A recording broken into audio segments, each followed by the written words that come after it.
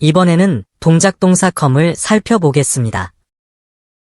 동사 컴은 너무 쉽다고 여기고 가볍게 접근하지만 심층적으로 접근하면 그만의 독자적인 역할 기능과 작용 개념이 새롭게 다가올 것입니다.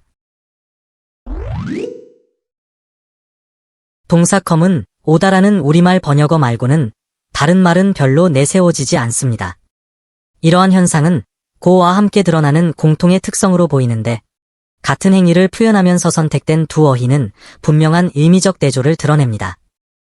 예문 1과 2에 나타나는 행위를 보면 둘 다 같은 목적지로의 이동을 느낄 수 있습니다. 그런데 우리말 가다를 1 구문에 적용할 때는 자연스럽게 그 의미가 동의되겠지만 우리말 오다를 예문 2에 적용할 때는 그 의미가 올바르게 번역되는 것일까요? 또 원어민들이 너무나 자연스럽게 쓰고 있는 예문 3, 4, 5에서와 같은 표현은 제2 언어 습득자에게는 어색하기까지 할 것입니다. 예문 3에서는 우리말 오라라는 어휘처럼 명령어로 쓰여서 친숙하게 다가오지만 예문 4와 5는 그들 특유의 억양과 함께 우리 언어 구조에서는 낯설기만 할 것입니다. 영어 모국어화자가 가지고 있을 법한 컴 동사로의 표현 의도를 확인해가며 컴의 역할 기능과 그에 따른 작용 개념을 하나의 의미로 도출해 보겠습니다. 본문 1 표현에서의 동사 came은 우리말 왔다라는 의미로 인지할 수밖에 없습니다. 번역된 해석어 왔다라는 의미에서 보면 화자 자신이 그 방 안에 있거나 있었음을 가상하고 바라보는 희의 동작에 대한 서술이기 때문입니다. 만약 예문 1 표현을 말할 때 화자가 지금 집에 없을 경우이면 오늘 밤에 집에 있다고 가상하고 오라고 한 말일까요? 우리말 오다라는 어휘 사용은 화자 중심적 다가옴, 즉 목적지에 화자가 있기나 한 듯 말하는 것인데 영어 동사 컴에도 그 같은 의미가 담겨 있는 것일까요?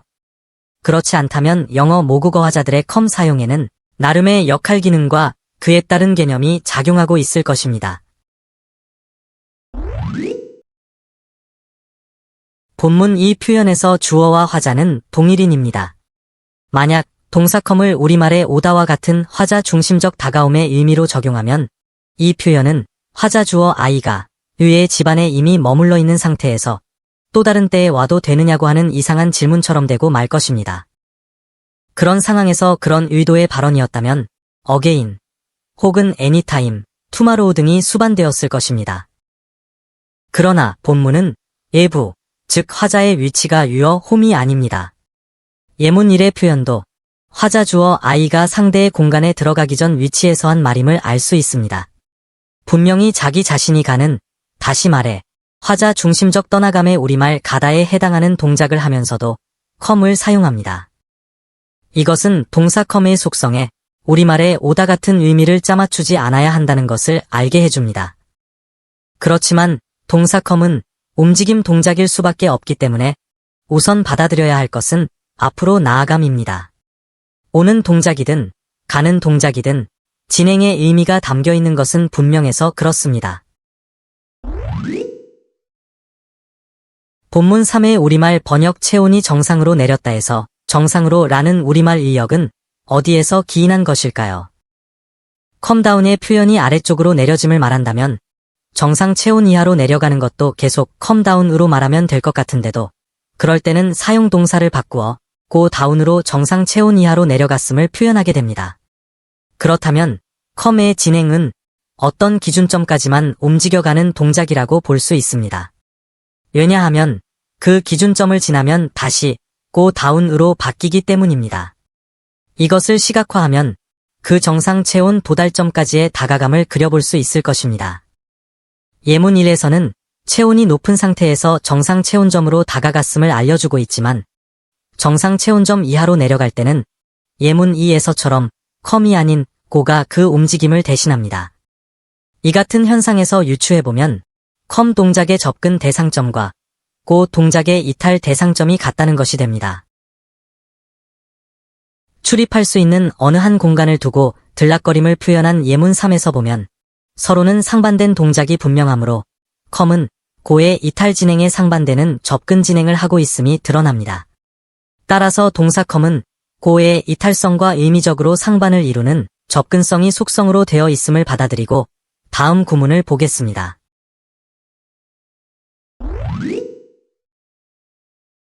본문 4 표현의 우리말 번역에서 보면 되어 간다라는 의미에서 볼 때 아직 도달하지 않았음을 암시하는 점차적 진행을 느끼게 됩니다. 진행형을 말할 때는 is 플러스 coming의 결합 형태를 떠올리게 되지만 진행이라는 동작에서 보면 come 자체에 이미 어떤 기준점으로의 진행은 표현되어 있습니다.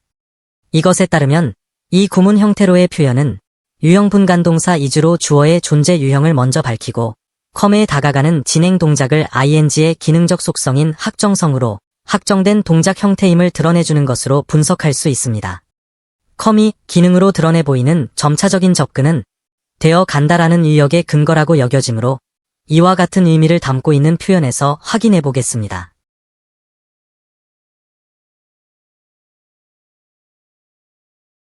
예문 1과 2의 경우는 is 플러스 ing 결합 형태 모두가 되고 있음을 표현한 듯하지만 예문 3과 4의 경우를 보면 동사 자체만으로도 같은 의미를 표현해주고 있습니다. come이 쓰인 이 구문들 모두가 시작한다라는 의미로 번역되었음을 볼 수 있는데 스타트로서의 시작도 아니고 come의 접근 이동성에 따른 접근 진행이 잘 적용되어진 예문들입니다. come이 쓰였지만 통사적 위치가 달라 역할 기능 또한 다를 수밖에 없는 1, 2와 3, 4 사이를 변별해보면 크게는 상태와 동태의 표현 방법이라고 나누어 생각할 수 있습니다. 앞에서는 come의 진행 동작을 목표점으로의 점차적인 접근으로 밝혀봤는데 본문 5에서는 come 플러스 through의 결합 어구가 극복하다라는 의미로 사용되어서 마침내 도달이라는 표현으로 다가옵니다. through는 관통이 역할 기능이라고 할 수 있습니다. 따라서 through의 관통 대상이 크라이시스이므로 come이 도달하는 목표점, 즉 의도점은 모든 어려움을 모두 관통, 즉 극복한 이후의 상황점이 될 것입니다. 예문 1과 이 두 표현의 비교를 통해 이해해 보겠습니다. A를 어떤 어려운 상황이라고 하면 그 어려운 상황의 과정을 거쳐나감을 알 수 있습니다. 그렇지만 두 구문 서로의 차이는 접근이냐, 이탈이냐에 의해 의미 차이가 나타납니다. 예문 2에서의 고 동작은 어떤 지점이나 상황으로부터의 이탈을 말하므로 도달 여부는 제1의 전달 의사가 아닙니다. 따라서 도달 여부는 무시되는 셈입니다.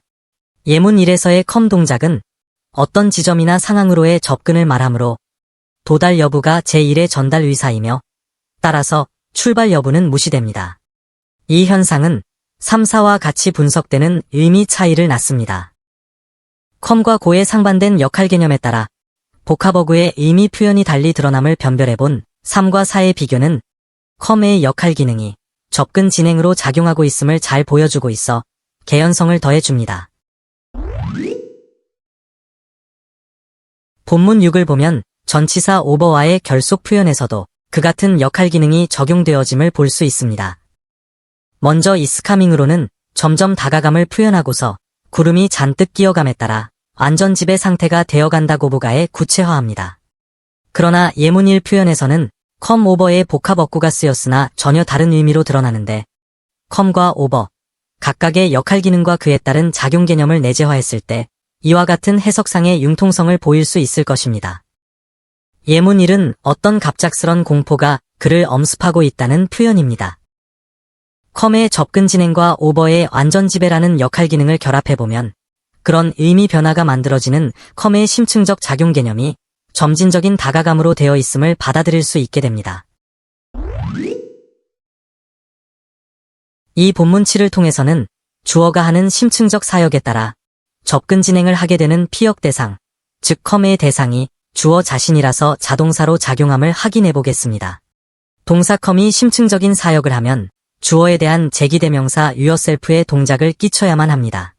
그러면 yourself는 사역을 당하게 되므로 영어의 심층적인 구문 구조에서 나타나는 주절 주어의 능동적 행위에 대한 심층 종속절의 수동화 현상을 도출해서 정리해 보겠습니다.